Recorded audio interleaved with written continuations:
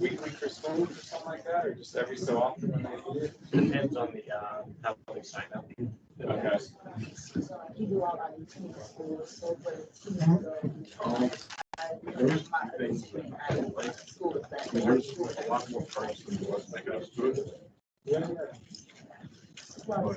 Yes. That's kind of interesting. That makes sense. Got sense. Yeah. And the back end, it was nice to have the 8 hours.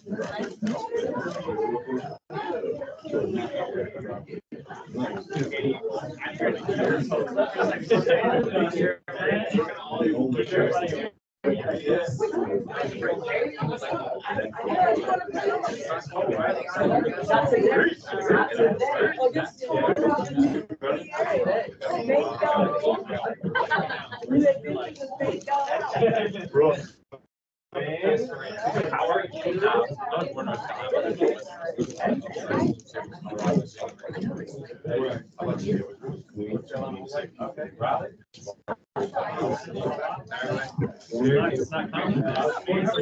Oh, hey, I'm so sorry.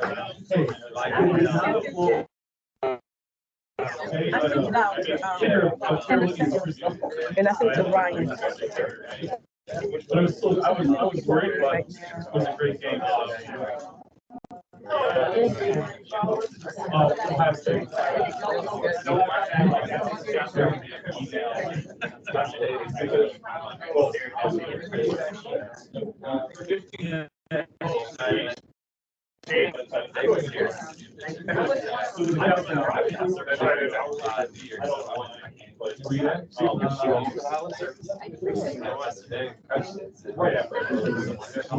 So I decided because Mike was having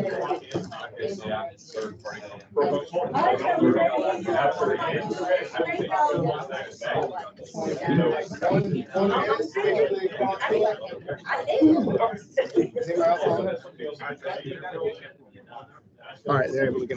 Good. Yeah, we're good. We're good. All right, thank you everybody for 2023. You know, rise up. We're getting ready to get back into it. So I thanks everybody for coming. We're just going to jump right into it. I want to introduce you to Mr. Dave Lanuti. Dave Lanuti is our marriage pastor. That's what he's known for at Hope Community Church. He's a good friend of mine and my mentor. So just want to thank you for coming out and looking forward to this next message. Thanks, Dave. How about a round of applause for Clever? He's the real deal, man. Woo! Yeah. I've known that guy several years. If you need to turn to someone for advice on life, relationships, whatever, just got questions, and he's as real as it comes. So I'd encourage you to get time with that guy right there. Well, Happy New Year, you guys. I'm excited to be here. As Clever said, my name is Dave. Just so you know, I don't have all the answers, and I don't have it all figured out, but I hope to share some encouragement with you guys. Clever invited me 3 weeks in a row. We'll see how this goes. We won't bite off more than we can chew, but it's the New Year's, and it's a great time of year when you get a fresh start, a reset. All the research says that you want to make a change, but also the research says most people don't keep their resolutions past a couple weeks, really. Anybody have New Year's resolutions? I don't want to poo-poo your resolutions. Anybody here have them? Anybody doing the dry January thing that's going around social media? Anybody trying that? What's dry January? Dry January is you don't drink any alcohol in the month of January. That's a terrible month.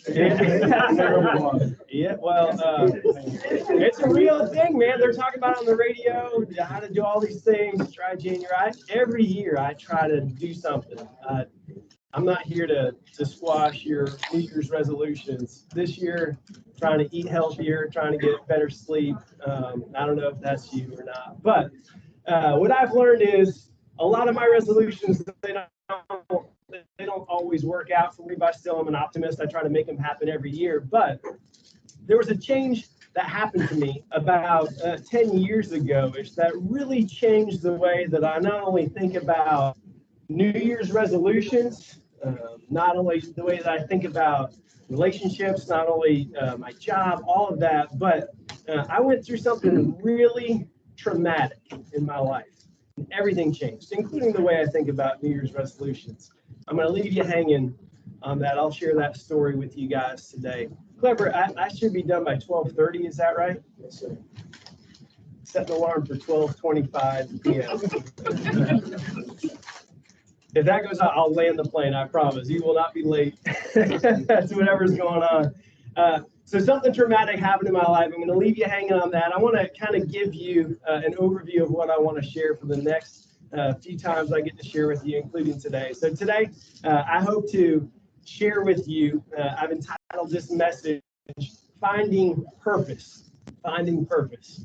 So resolutions, they come and go pretty quickly, but finding purpose, once you found that, that has a sticking factor that I hope to get you just thinking about a little bit today. Maybe you'll leave here today thinking more about what is your purpose in life. That's my goal for today. I'm going to share how I found my purpose in life. I'll share that story with you guys in a moment. Next week, we're going to talk about how to avoid pitfalls, including the biggest problem of your life to you living out your purpose once you find what it is. All right, so that's next week. Come back for that. We'll have some fun there. And then the third week, if I'm still invited back at that point, will be living in hope, living with hope. Not the church that I work at, but how to live as a hopeful person in the midst of a crazy world. It's crazy, right? And it's not getting any less crazy right now. So that'll be the third week. I hope you'll join us each of these 3 weeks because I'm kind of building off of one each message off of the last. All right, that's the today. Finding purpose. How do you find your purpose? Does Mako have a mission statement? I don't even know. Do you guys know what it is? I'm putting you on the spot a little bit. Someone ought to know in this room, right? Does anybody know? Reach the triangle. That's hope.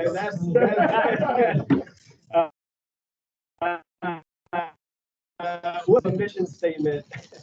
It is kind of sad that you guys don't know, I'll be honest. But, It's really long. when I've asked people, yeah, that's right. Yeah, you want to have something memorable. When I've asked people, do you have a mission statement? Usually the answer is no. Like a personal mission statement, I don't have that.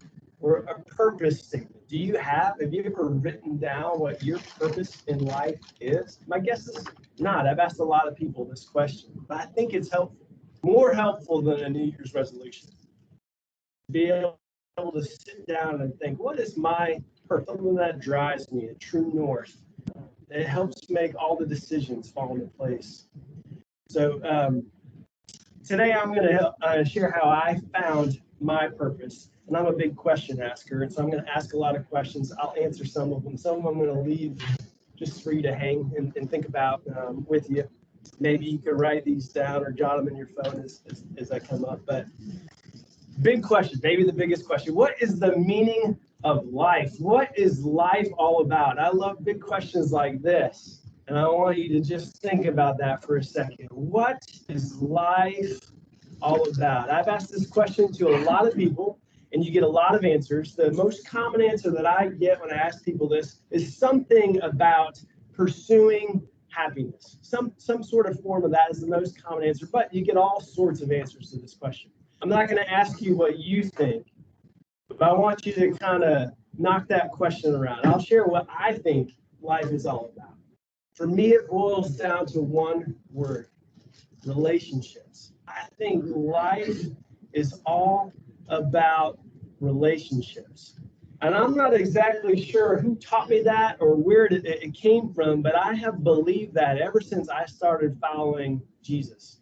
That has certainly been something that has been ingrained in me, and it has been this core conviction. So before being a pastor, I was a teacher. And I remember in college, I had to write a paper on what my teaching philosophy would be. And at the top of the page, I wrote relationships. That if I could build positive relationships with students, they would want to learn. They would want to hear what I had to say.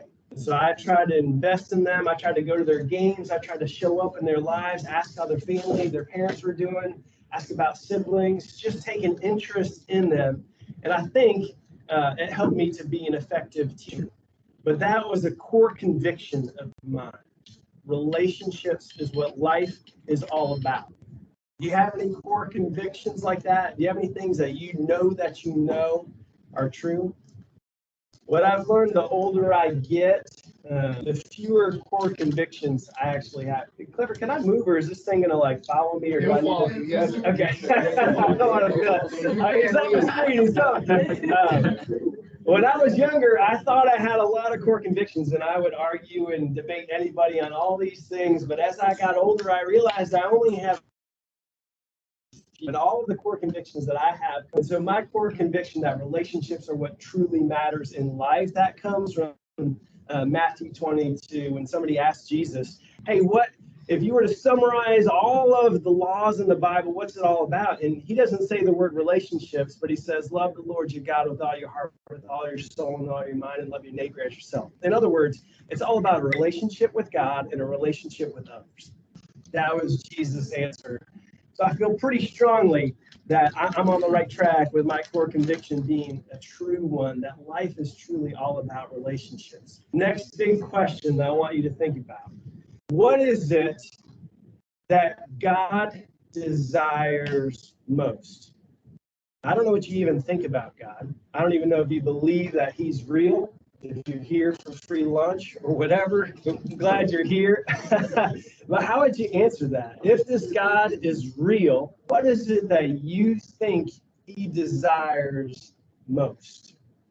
That's a big question, right?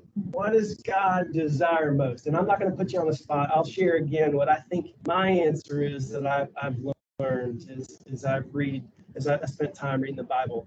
Over 40 times from Genesis to Revelation. That's the first book of the Bible and the last book of the Bible. Over 40 times, God has recorded his thoughts as saying that that all of us, that we would be God's people and he would be our God. I think that's got to be God's biggest desire. In other words, what he desires more than anything else is a right relationship with us, that we would see him as our God and that he would see us as his people. And the story that unfolds in the storyline of the Bible really tells the story of how God makes that happen. And we'll talk more about that in a future week.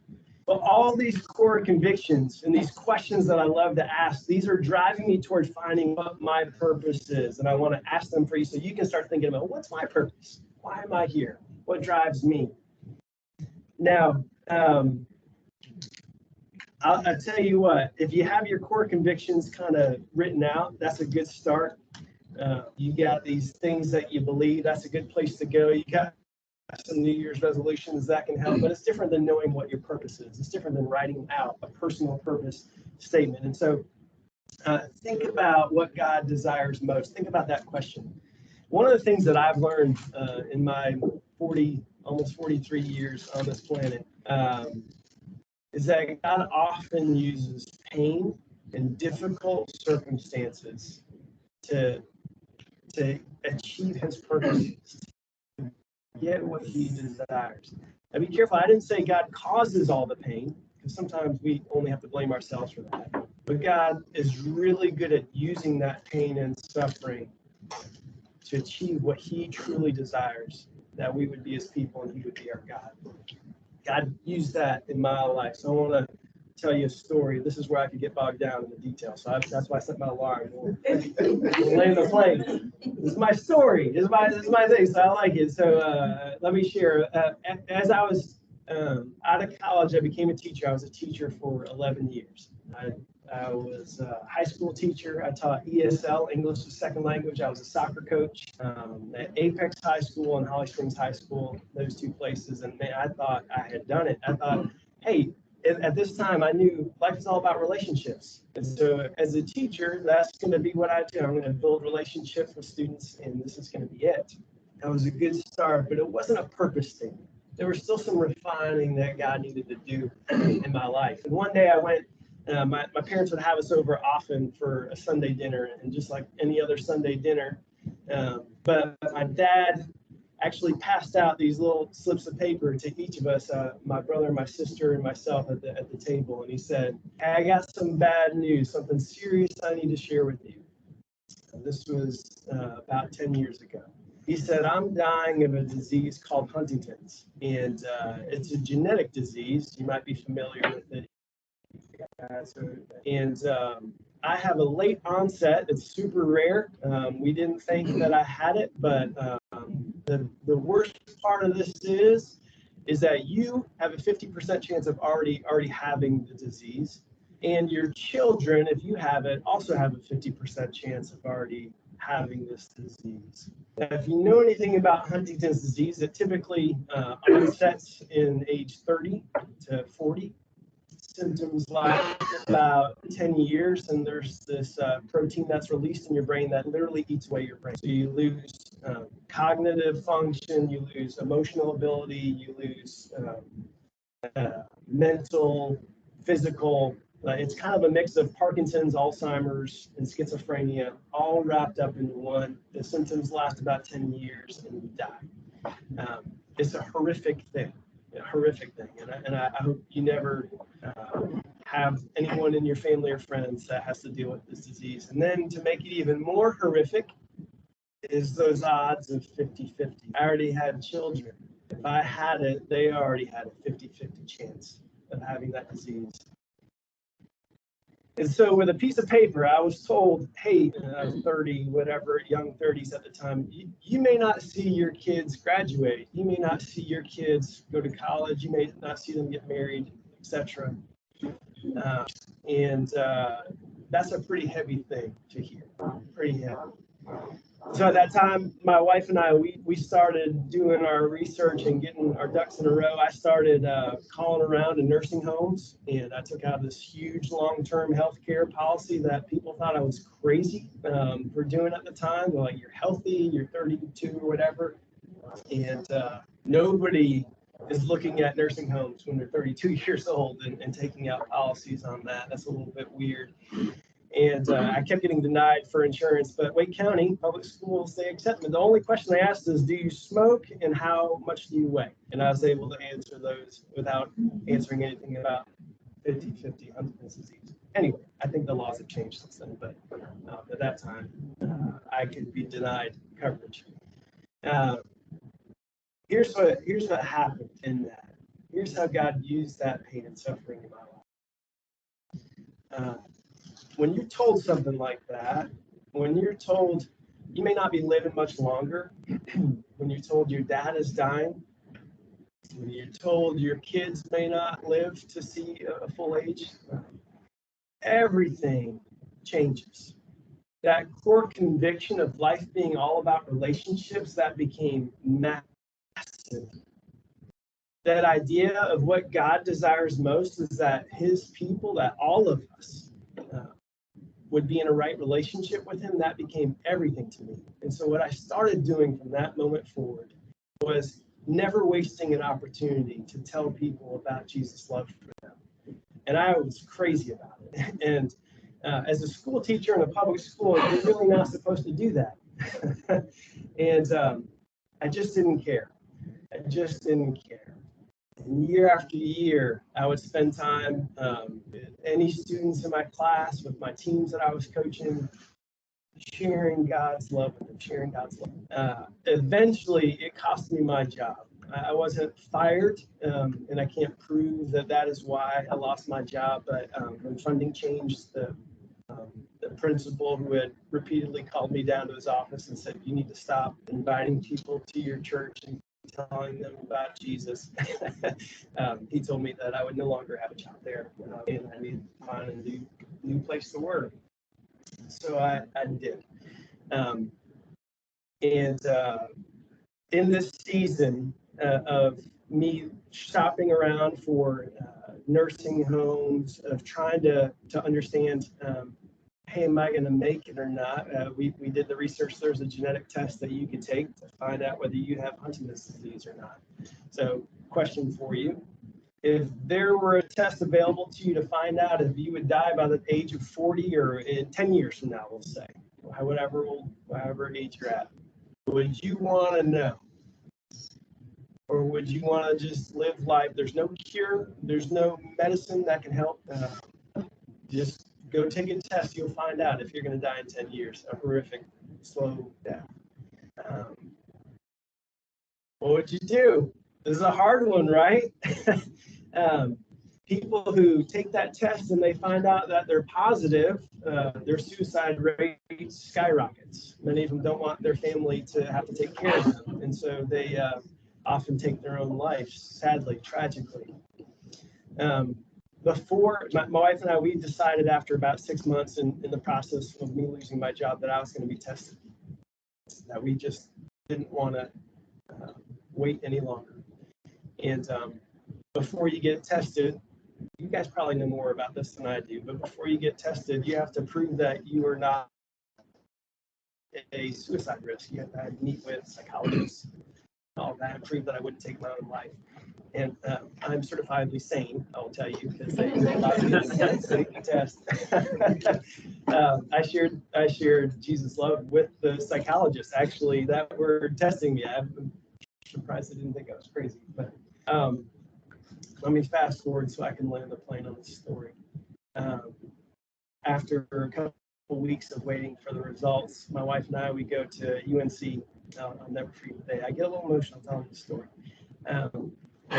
We're waiting in the waiting room. For whatever reason, we're waiting in the children's section. It's a really sad place to wait, the children's hospital. And the geneticist, I'm waiting on her to call, and my name gets called, and I'm supposed to walk back, and we were going to find out together. The geneticist was going to open it up with me. They wanted to make sure that I didn't read anything into their tone if I saw them or they looked sad or whatever. And so I'm expecting to walk back, and I get halfway down the hallway, and the geneticist says, "You don't have it," which means my kids don't have it.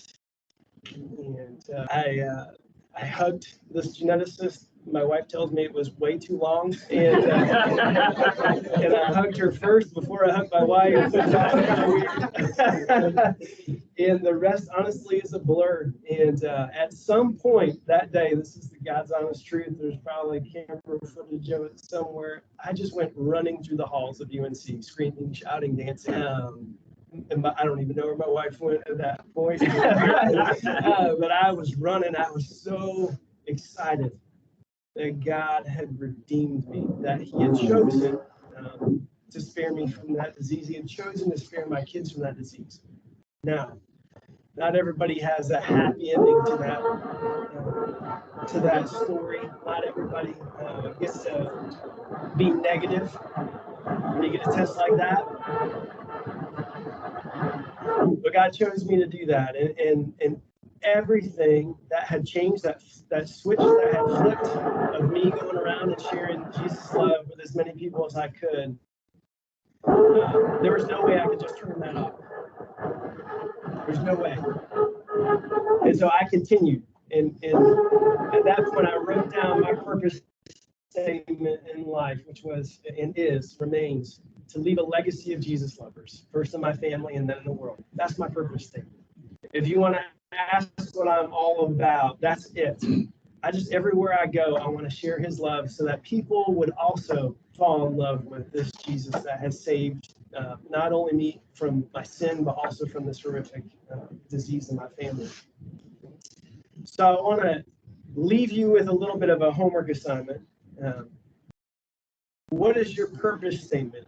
Not everybody has a story like mine, but think about the pain points in your life. What is God taking you through, or what are you going through right now? And think about that question, what does God desire most? And whatever you're facing, ask yourself, what is it God might be up to behind this? I'm going to land the plane. I got 5 minutes. What is it God might be up to in the midst of my pain, in the midst of my circumstances? We don't ask that question. We often ask, why, God? Why me? Why? Whenever we ask that, we don't often step back and say, God, in light of what you're all about, in light of what you desire most, a relationship with us, what is it that you're up to in this right now? Think about that question. My homework assignment before next week is that you would start to spend some time thinking about what is your purpose statement, if you were to write it out. And I'm going to give you some questions to help you think through that. Clever, I don't know if you can email these people later or just kind of, so you gotta jot these down. Yes, sir. Take some notes. But one is, do you have core convictions? If so, what are they? They really help in defining what your purpose in life is. And your purpose statement might be different than mine. You may not believe in the God I believe in, but you can still think through these questions. I think it'll still be a positive thing for you. But what core convictions do you have? For me, relationships being what life is all about, that was at the top of my list. Second question to ask yourself as you're trying to write your purpose statement for 2023, bigger than your New Year's resolution. What in this crazy world breaks your heart? What is it about this world that you just can't stand? It could be homelessness, it could be illness, it could be addiction, it could be divorce, it could be a number of things. Is there something in this world that just breaks your heart? That might be something God has given you that is helping point you toward a purpose to do something about it. Your answer will be different than the person sitting next to you. What is it that breaks your heart? Third question, what brings you joy? What is it that lights you up? I'm telling you, for me, it's when I get to share Jesus' love. There is nothing I would rather do than share him with people I don't know. That's what lights me up. But what is it that brings you joy? Okay, fourth question is, where do you see fruit in your life? And what I mean by fruit is sometimes we do things we like, but we're not really good at it.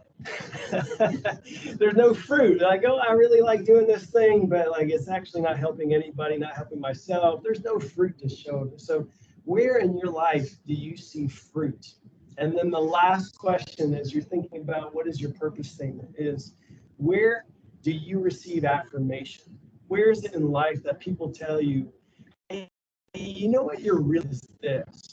Where do you hear that affirmation? Where do you see that? Where do you hear it from other people that are affirming? And I think you are actually designed to do this. This might be that sort of affirmation from others helps you derive at your purpose statement. Now, I want to encourage you, whether you're married or single, find someone to have this conversation with. If you're married, talk to your spouse about it. Core convictions about what brings you joy, what breaks your heart, about where you see affirmation. Where you see fruit. If you're single, go to a trusted friend and ask them, hey, what is it you think that I'm really good at? Or get that affirmation. And then share these things with each other. And again, my homework assignment is maybe by next week, I don't know, take as much time as you need, but you can start to draft out, start to think about, start to pray about, what is it? What is my purpose in life? What is it that God has for me?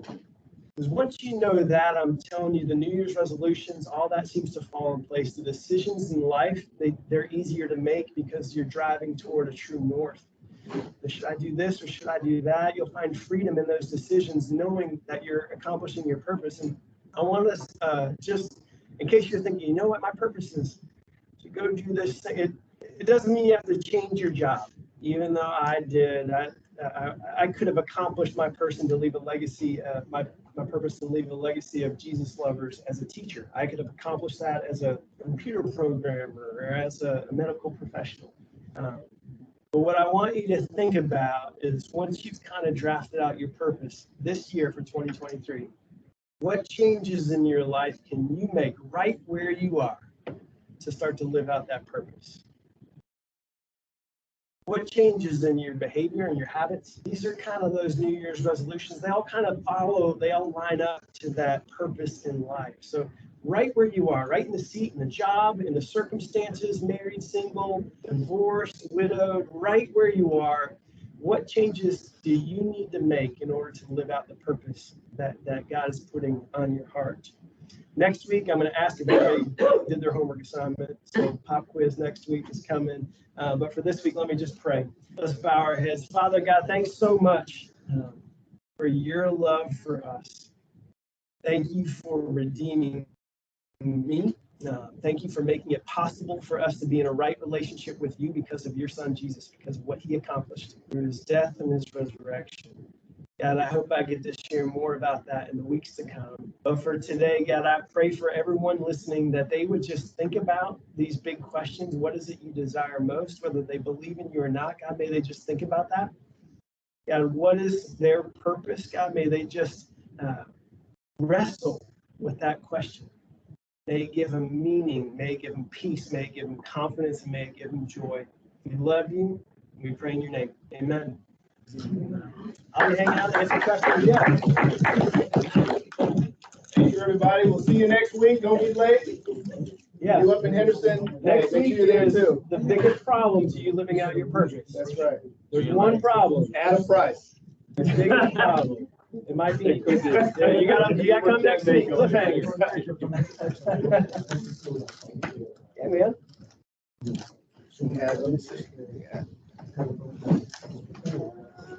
15 up north. About 15 up north.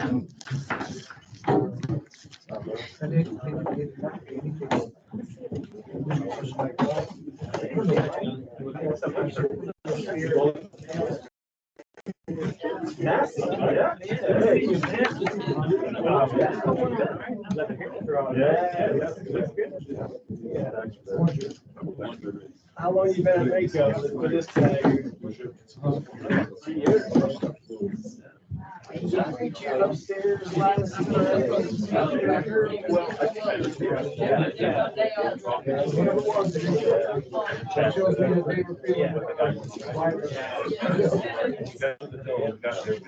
Yeah.